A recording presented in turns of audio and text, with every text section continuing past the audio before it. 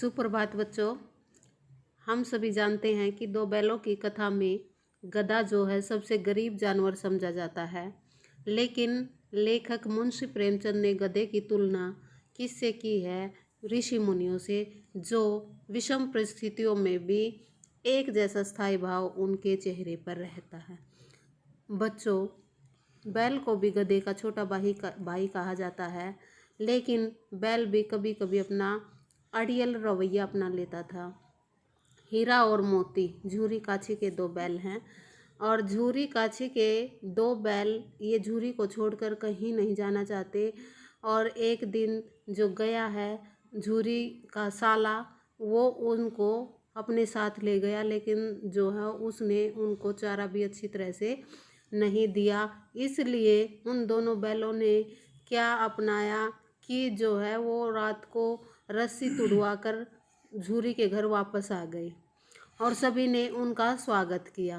फिर उन्होंने बच्चों ने भी ये कहा कि ये पिछले जन्म के बैल नहीं हैं, ये कोई आदमी है जिनका झूरी के साथ भावात्मक संबंध है।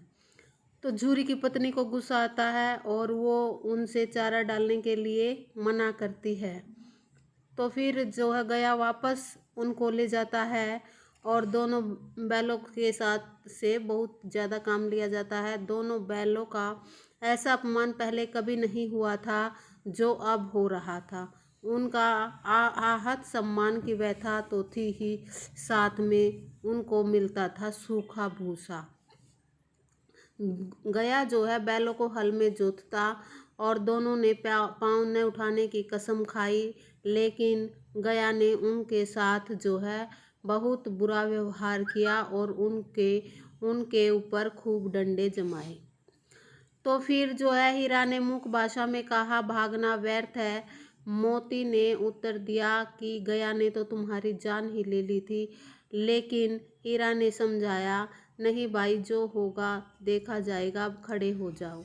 अगर मुझे कोई मारेगा तो एक दो को तो मैं भी मार गिराऊंगा। फिर हीरा को अपनी धर्म के बारे में भी अच्छी तरह से ज्ञान है।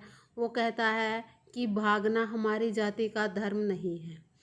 मोती जो है ऐसे ही रह गया और दोनों को पकड़कर ले चला। कौन? गया। उस वक्त मारपीट नहीं की गया ने, लेकिन जो है उन्होंने सोचा कि उनके सामने फिर सूखा भूसा डाल दिया गया। वो दोनों चुपचाप खड़े रहे। एक छोटी सी लड़की जो गया के घर में रहती थी, दो रोटियां लेकर आई।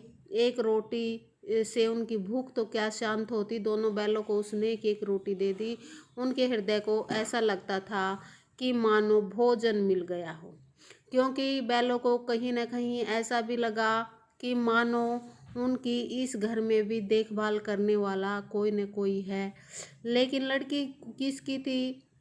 भैरों की थी, और जो अनाथ हो गई थी उसके साथ भी घर में ऐसा ही व्यवहार होता था, सौतेला व्यवहार जो बैलों के साथ होता है। दिन भर दोनों बैल जोते जाते, डंडे खाते, और शाम के समय जब चारा डालते तो सूखा भूसा। फिर रात को जब सभी सो जाते तो वो लड़की आकर उनको दो रोटियां खिला जाती। प्रेम के इस प्रसाद से ऐसा लगता जैसे उनकी आत्मा को मानो शांति मिल गई हो। एक दिन फिर मोती ने सलाह मिलाई कि भाई, अब तो यहाँ पर रहा नहीं जाएगा और एक आध को मैं सींग पर उठाकर फेंक दूंगा। लेकिन उस लड़की से वो भी प्रेम करते थे जो उनको रोटियां खिलाकर जाती थी। वो उसी की लड़की थी जो घर का मालिक है। फिर उन्होंने सोचा कि वो अनाथ हो जाएगी। फिर वो मालकिन के बारे में कहते हैं कि इस मालकिन को भी फेंक दूं। उस लड़की को मारती है जो। फिर कहते हैं कि औरत जात पर सींग चलाना मना है। पशुओं के माध्यम से औरत जाति को प्रताड़ना देना मना है। मुंशी प्रेमचंद को सभी बातों का ज्ञान है और वो औरत जात का सम्मान करते हैं। फिर वो रात को लड़की जो होती है, छोटी सी बालिका, रोटियां खिलाकर चली गई। दोनों बैल रस्सियां चबाने लगे और वहां से निकलने की सोचने लगे। बेचारे बार बार जोर लगाकर रह जाते, लेकिन उनकी जो प्रयास थे उनके वो व्यर्थ जा रहे थे। सहसा अचानक से घर का द्वार खुला और लड़की आई। दोनों ने सिर झुका लिया और उसके हाथ चाटने लगे लड़की के, लेकिन लड़की ने दोनों बैलों को खोल दिया, क्योंकि वो भी चाहती थी कि ये बैल यहाँ से भाग जाए, और कहा कि तुम यहाँ से चले जाओ। हीरा ने कहा चले, लेकिन कल फिर इस लड़की पर आफत आएगी, सब इसको कसूर देंगे, संदेह करेंगे।